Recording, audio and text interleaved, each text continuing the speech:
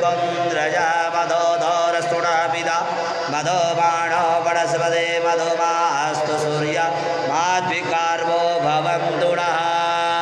ॐ पुष्परेण समुदपर्ण्यं स्वादो मधुरं मधु तेज्यः पुष्टिकरं दिव्यम् अश्नार्तां प्रतिक्रियताम्।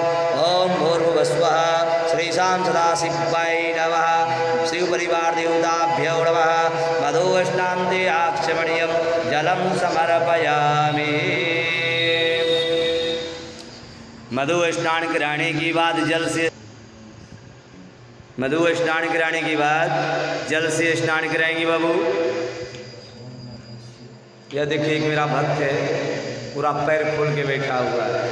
पैर मोड़ो बाबू, पैर मोड़ के बैठो, पालती मार के बैठो, भगवान का दरबार है, ठीक है। ओम नमः शिवाय बोलते रहिए, ओम नमः शिवाय बोलते रहिए।